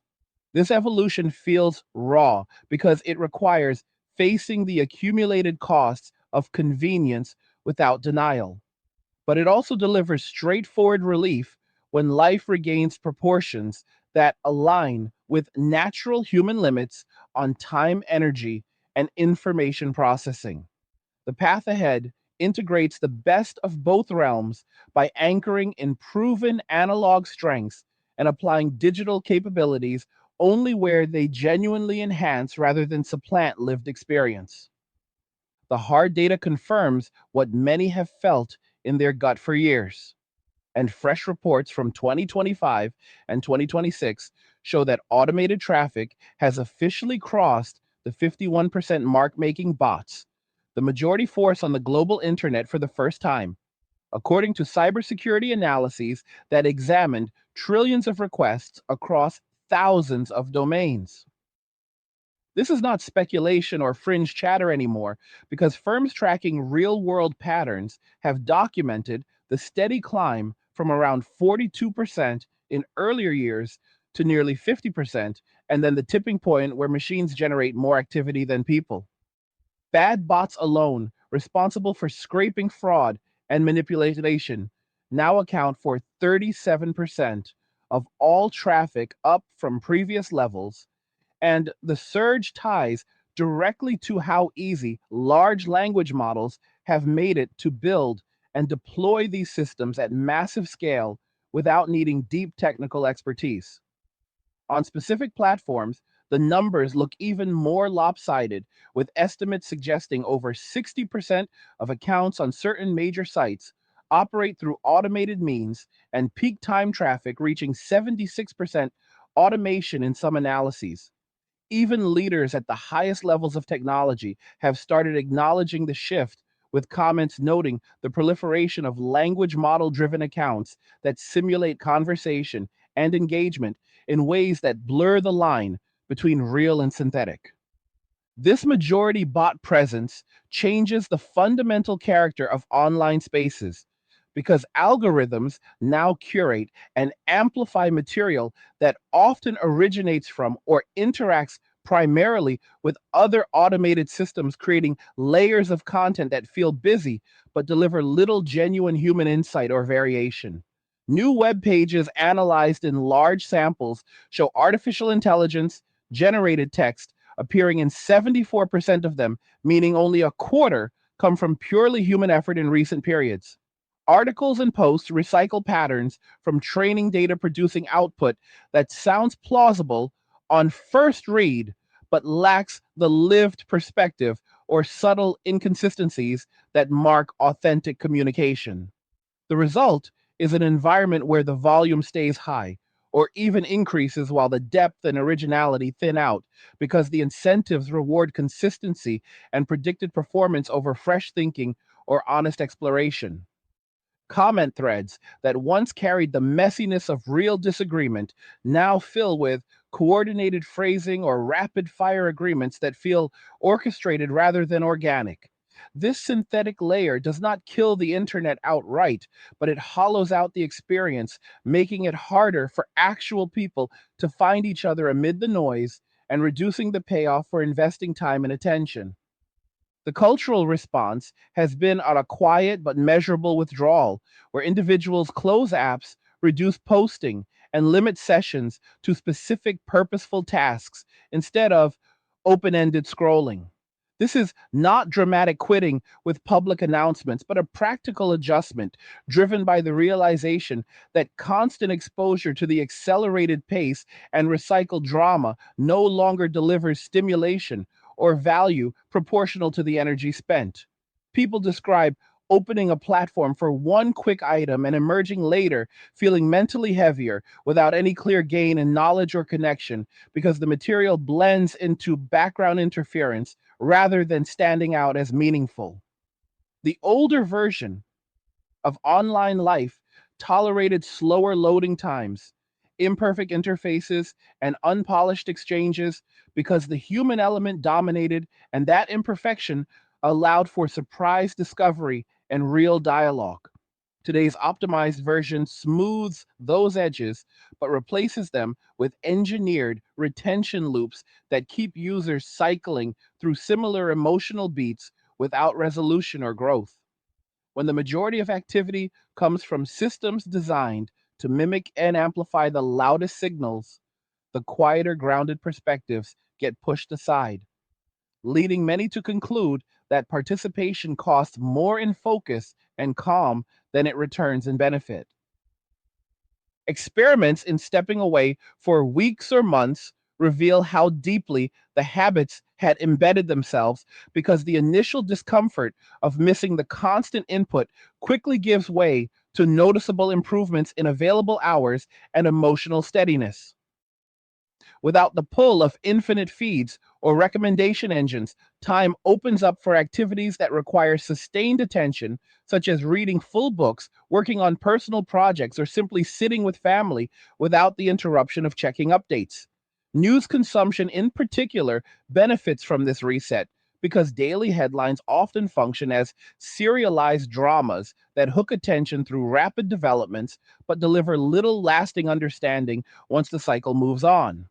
A single weekly overview frequently covers the essential movements in politics, business, or culture without the accumulated fatigue of being pulled into every twist as if each one carried personal weight. The distinction between what people claim to want, calmer, simpler input, and what their behavior actually supports, endless, quick hits, shows how platforms have trained users to reveal preferences that differ from expressed ones.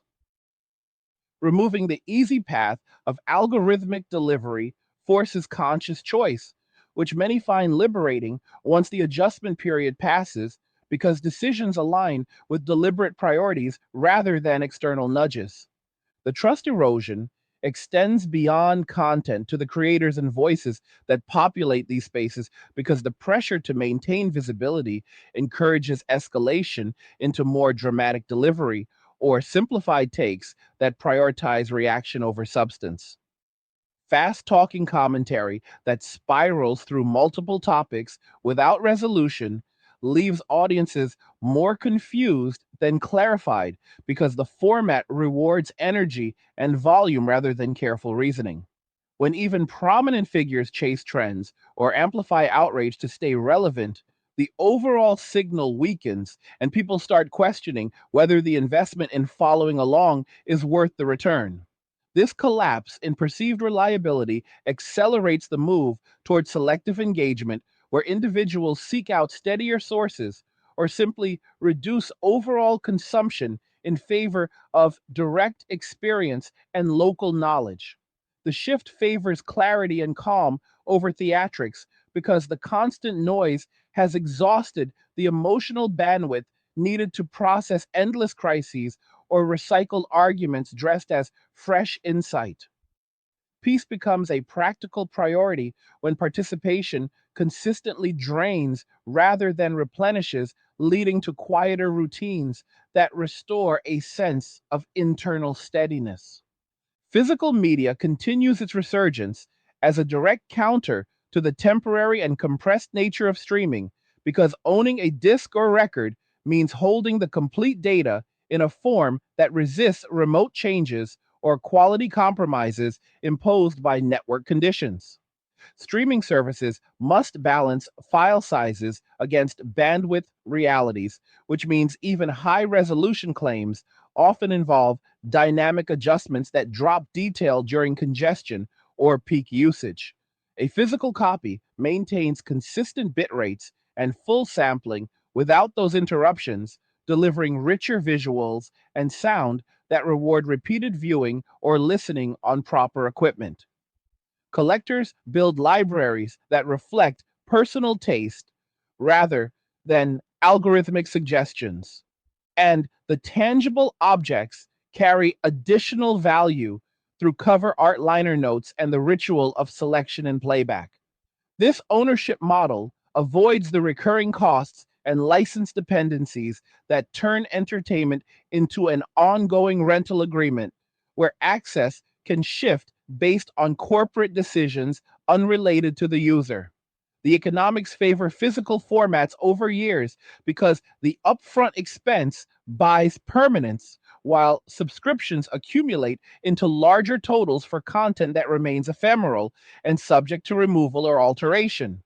The broader exhaustion with digital mediation shows in how relationships and daily interactions have been reshaped by the assumption of constant visibility and documentation. Simple outings or meals, once enjoyed in the moment, now carry the secondary consideration of how they might appear if shared, leading to self editing that reduces spontaneity and presence. The ease of capturing and broadcasting creates a subtle performance pressure where even private moments feel observed by potential audiences, which interferes with genuine relaxation or vulnerability. When updates and stories substitute for direct conversation, the depth of connection suffers because details get filtered through selective presentation rather than emerging through unhurried exchange. Stepping back from that cycle allows curiosity to return because people rediscover the process of asking and learning about each other without preconceived summaries or highlights shaping expectations. Friendships and family bonds strengthen when time together focuses on shared experience rather than parallel documentation because the focus stays on mutual participation instead of external validation or comparison. Tor usage holds steady around 2.5 million daily users globally, with the United States contributing a significant share of direct connections, demonstrating ongoing demand for anonymized browsing, even in environments with nominal openness. The network routes traffic through multiple relays to separate knowledge of origin and destination, which provides practical protection against routine tracking by providers or sites without requiring exotic setups for basic use. Most activity still targets standard surface web resources rather than hidden services, showing that the primary draw is privacy for everyday tasks like reading news, accessing resources, or communicating without building permanent behavioral profiles. In regions facing blocks or heightened monitoring, the tool enables continued access to outside information, while in less restricted areas, it reduces the data donation that feeds commercial and institutional dossiers. Basic practices such as managing scripts and verifying destinations keep exposure manageable, allowing users to focus on the restored boundary between personal activity and external logging. Wider adoption by regular people strengthens the infrastructure because it normalizes privacy seeking and makes it harder to isolate high risk users based on tool usage alone. The subscription model across multiple domains has created a situation where individuals pay repeatedly for access without accumulating equity or control, leading to calculations that reveal higher long term costs than one time ownership. Entertainment services bundle vast libraries at first glance, but the reality involves rotating catalogs, licensing expirations, and quality variations that depend on external factors. Productivity tools and communication apps follow similar patterns, pushing premium tiers while collecting usage data that informs future pricing or features. When these recurring outflows are totaled against the benefits, many realize that physical or local alternatives deliver comparable or superior reliability without the ongoing extraction. The shift towards self directed solutions, such as maintaining personal libraries, repairing items, or producing simple goods, reintroduces competence and durability because outcomes depend on applied effort rather than external systems that can adjust terms or availability. This builds resilience in daily life because capabilities become internal assets rather than rented conveniences subject to connectivity or policy changes. Creative work gains freedom when creators reduce dependence on platforms that optimize for engagement metrics because the incentive moves from capturing broad attention to exploring ideas on their own terms. Without the constant pressure to fit trending formats or escalate emotional delivery, experimentation returns, and work develops according to internal logic rather than predicted performance. The earlier internet supported niche voices through slower pacing and less sophisticated curation, which allowed organic growth without competing against mass optimized material. Reclaiming similar space, even through limited or selective digital use, preserves the human element of imperfection and surprise that gets flattened when every output gets measured against retention potential. The satisfaction of completing something for its intrinsic value rather than external signals restores motivation because the process itself carries meaning instead of serving as raw material for algorithmic distribution. Mental recalibration happens gradually as reduced exposure to variable rewards and rapid context switching allows attention to lengthen and settle into tasks that require continuity. The brain adapts to the slower rhythms of reading full text, working with hands, or engaging in extended conversation once the background hum of notifications and quick hits fades. Sleep and energy levels improve because the stimulating cycle of late scrolling or emotional activation no longer disrupts natural rest patterns. Appetite for real world inputs returns stronger because the artificial intensity of digital stimulation loses its dominance, allowing ordinary experiences to register with appropriate weight. This adjustment feels straightforward once underway because it aligns daily life with human scale limits on processing rather than the accelerated demands of platforms designed for maximum dwell time. The relief comes from recognizing how much cognitive load had been carried unconsciously and how lighter functioning becomes possible when that load decreases. The maturation of the internet involves accepting that its growth phase produced both expansion and unintended consequences that now require deliberate management. Unlimited scale brought connectivity and information access, but also concentrated incentives around retention, data collection, and synthetic amplification, which altered the character of participation. Users who adjust their involvement help shape a new equilibrium where the tool serves specific needs without dominating thought social bonds or daily rhythms. The emphasis on substance calm and authenticity over volume reaction and performance raises the standard for worthwhile contribution while freeing physical spaces for unmediated living. This correction is sobering because it confronts the gap between early promises of liberation and the reality of new constraints. Yet it also offers clear relief when life regains balance through intentional boundaries. The future likely holds a hybrid approach where digital capabilities enhance rather than replace proven analog foundations, because human flourishing depends on limits, presence, and tangible stakes that frictionless systems often erode. Community activities regain vitality when gatherings prioritize direct participation over the parallel creation of shareable content because the energy stays focused on the people present rather than distant observers. Conversations develop naturally with room for tangents and silences that contribute to understanding rather than being edited for better flow or impact. The absence of assumed documentation reduces self consciousness, allowing vulnerability and ordinary moments to exist without secondary filtering. Curiosity about others returns because details unfold through interaction instead of being pre-packaged in updates, which removes the sense of already knowing and encourages genuine discovery. Relationships built on this foundation tend to endure because they incorporate the full complexity of human expression, including tone, gesture, and shared context that digital layers often simplify or omit.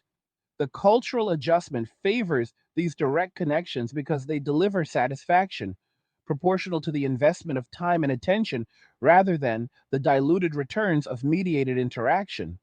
Economic self reliance strengthens when individuals reduce dependence on tracked and dynamic systems that adjust prices or availability based on profiled behavior because fixed exchanges restore transparency and fairness.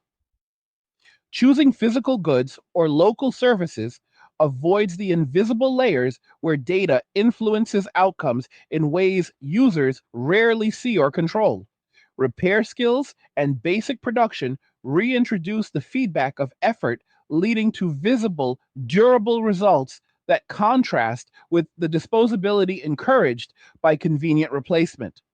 These practices build confidence because problems get solved through applied knowledge rather than external ordering, which creates independence from fragile supply chains or always available connectivity. The broader pattern reflects a preference for arrangements that respect natural limits and deliver lasting value over models that prioritize scale and extraction at the expense of user agency.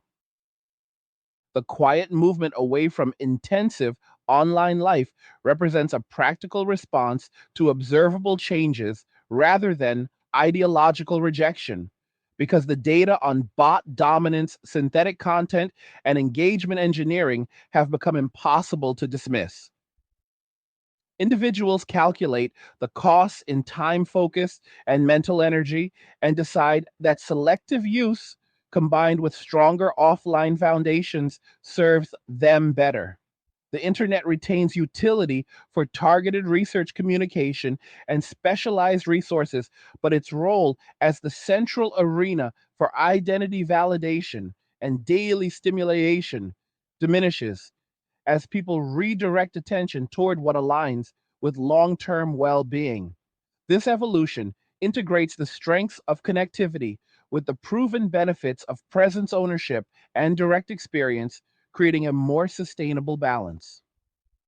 Facing the reality of these shifts without exaggeration allows clear adjustments that preserve advantages while addressing the erosions that accumulated during unchecked expansion. The result is daily life that feels more self directed and less extracted because choices reflect conscious priorities rather than default pathways engineered by others. The numbers coming out of 2025 and into 2026 confirm the scale of the transformation with fresh cybersecurity reports documenting that automated traffic has now officially surpassed human activity, reaching 51% of all global internet requests, according to the latest Imperva Badbot analysis.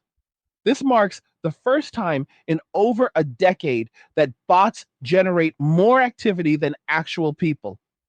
And the growth rate tells the story because automated traffic expanded almost 8 times faster than human usage in the past year alone. Bad bots responsible for scraping fraud and manipulation sit at 37%, while the broader surge ties directly to how accessible large language models have made the creation and deployment of these systems at industrial scale. On individual platforms, the imbalance grows even sharper, with some analyses pointing to 64% of accounts operating through automated means and peak traffic periods hitting 76% automation. Even figures like Sam Altman and Alexis Ohanian have publicly acknowledged the shift, with Altman noting the proliferation of language model driven accounts and Ohanian declaring the dead internet reality after years of watching the patterns unfold. A short lived experiment with a new social platform for trusted users collapsed quickly due to overwhelming bot infiltration, showing how deeply embedded the issue has become across the infrastructure. This dominance of synthetic activity reshapes what it means to participate online because the systems now curate feeds that interact primarily with other automated sources, creating self reinforcing loops of content that maintain volume while draining substance. Over half of new articles published in sampled English language material from 2020 to 2025 show signs of artificial generation, according to studies tracking writing patterns. And that percentage continues climbing as tools improve and incentives align around speed and consistency rather than originality or personal perspective. Threads that once carried the unpredictable rhythm of real disagreement now fill with coordinated phrasing or rapid agreements that feel engineered for metrics rather than resolution. The emotional texture of online spaces has flattened because the majority of signals come from systems optimized for retention or training data rather than the messy variability of human thought and experience. This does not mean every interaction is fake, but the background layer has thickened to the point where distinguishing signal from noise demands more effort than many are willing to invest on a daily basis. The quiet realization spreads that constant immersion in this environment yields diminishing returns on insight, connection, or even basic entertainment, leading individuals to ration their time more carefully. The response manifests as a measured retreat where people maintain minimal presence for specific needs while redirecting the bulk of their attention toward pursuits that deliver clearer value without the overhead of synthetic amplification. This adjustment is not driven by fear of technology, but by straightforward accounting of costs versus benefits once the patterns become impossible to ignore. Time previously lost to open ended sessions now reallocates to activities that build skills, strengthen relationships, or simply allow the mind to rest without external stimulation. The contrast becomes evident after even short periods away because the default digital pace of rapid switching and variable emotional triggers no longer dominates daily rhythms, allowing for longer periods of focus and calmer baseline moods. News and commentary consumption, in particular, benefits from this boundary because weekly or monthly overviews capture developments without the exhausting cycle of hourly updates that rarely alter long term understanding. The distinction between staying aware and being chronically activated grows clearer when the input stream slows, revealing how much energy had been spent processing noise disguised as urgency. Physical formats continue gaining ground as a direct counter to the rental nature of digital access because they provide ownership that cannot be remotely altered or revoked based on licensing shifts or corporate priorities. Vinyl records reached a milestone in 2025, with the United States revenue crossing $1 billion dollars for the first time in decades, driven by nearly 47 million units sold and sustained growth across 19 consecutive years. This resurgence draws buyers from younger demographics who grew up entirely within streaming, but now seek the tangible ritual of selection and playback that forces commitment to an album rather than skipping through algorithm suggested tracks. The average price has risen, yet demand holds because the experience delivers consistent fidelity and a physical artifact that persists independently of connectivity or subscriptions. Similar patterns appear with DVDs and Blu-rays, where sales declines slowed dramatically in 2025, dropping only 9% after steeper falls in prior years as buyers rediscover the reliability of owning complete collections without fear of content removal or quality fluctuations tied to network conditions. These formats maintain higher bit rates and full data preservation, allowing richer detail that compressed streams must sacrifice to accommodate bandwidth realities and server loads.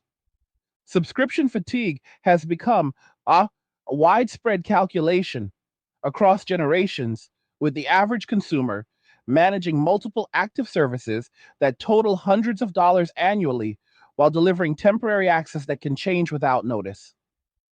Gen Z reports particularly high levels of burnout, with large percentages canceling or planning to cancel streaming tiers due to rising costs, fragmented libraries, and the realization that ownership often proves more economical over time. A single physical box set frequently costs less than 1 year of premium access to the same material and provides permanence that streaming cannot match, especially when catalogs rotate or services adjust pricing based on usage patterns. The broader subscription economy continues expanding toward trillion-dollar scales. Yet individual users audit their outflows and recognize that recurring payments for impermanent rights accumulate into significant sums without building equity or control. This awareness fuels the turn toward durable goods and self maintained libraries because the math favors upfront investment in items that last over endless rental cycles that extract value indefinitely. The practical advantages of local media extend beyond economics into the technical domain because physical copies void the compression compromises necessary for efficient network delivery. Streaming services must balance quality against bandwidth constraints, which means even advertised high resolution often involves dynamic adjustments that reduce detail during congestion or high demand periods. A disk maintains consistent performance regardless of external factors, delivering the full intended visual and audio information without interruptions or quality drops. Collectors gain the freedom to organize and revisit material according to personal preference rather than platform categories that prioritize engagement metrics. The ritual of handling and playing physical items adds a layer of intentionality that contrasts with passive autoplay cues, encouraging endless consumption without reflection. This approach restores a sense of stewardship over cultural artifacts because the objects exist independently and can be preserved or shared on terms chosen by the owner rather than dictated by licensing agreements. Tor network activity holds steady with daily users averaging around 2.5 million globally, though. Figures fluctuate based on regional events and reporting methods. The United States consistently ranks among the top contributors for direct connections, reflecting ongoing interest in anonymized browsing, even within environments that appear open on the surface. The system routes traffic through distributed relays to separate knowledge of source and destination, creating meaningful separation from routine tracking by providers or destination sites. While only a small fraction of traffic reaches hidden services, the majority supports privacy for standard web activities such as accessing news resources or communicating without contributing to permanent behavioral profiles. Basic operational practices like script management and careful link verification keep technical risks contained, allowing users to focus on the restored boundary between personal actions and external logging. Wider participation by everyday individuals strengthens the overall infrastructure because it normalizes the tool and reduces the ability to flag privacy seeking as inherently unusual behavior. The broader cultural adjustment involves integrating selective digital use with stronger offline foundations because the unchecked expansion of connectivity produced genuine conveniences alongside substantial erosions of attention, autonomy, and presence. Individuals who recalibrate their habits report clearer thinking, deeper rest, and more satisfying accomplishments once the background demands of constant input diminish. Creative efforts benefit from reduced pressure to optimize for algorithmic visibility because ideas can develop according to internal logic rather than predicted engagement potential. Relationships gain depth when interactions occur without the parallel assumption of documentation or comparison, because the focus remains on mutual participation rather than external validation.